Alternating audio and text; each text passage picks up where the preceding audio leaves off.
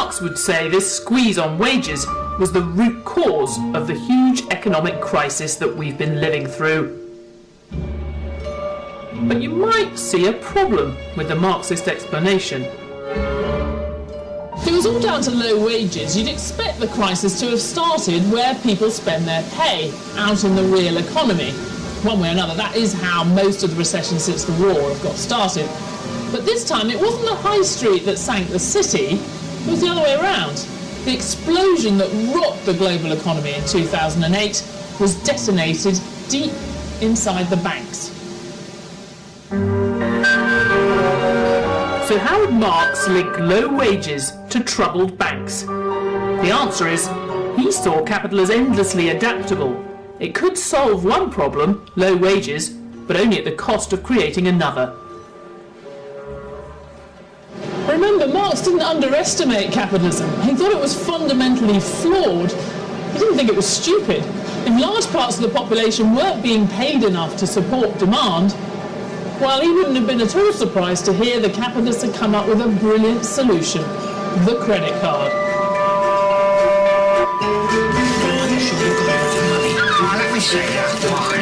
With consumer credit, people can carry on spending even if they haven't got the money. The economy stays afloat, and the capitalists still make their profit.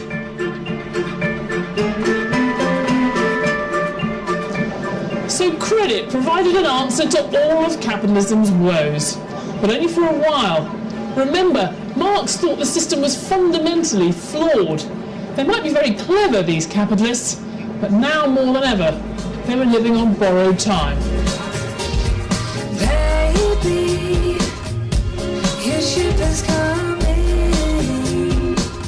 As we know, it went well beyond credit cards. What ultimately brought the crisis to a head was the billions borrowed on mortgages. People thought the value of their house would keep going up forever.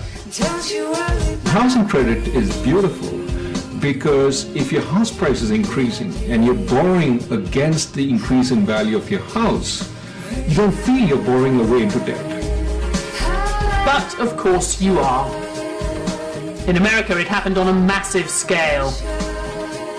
There, as we know, the capitalists were getting richer and richer.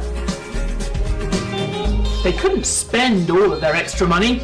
Driven, as ever, by the desire to make more profit, they lent it out in riskier and riskier ways. The name given to this lending might well be familiar: subprime.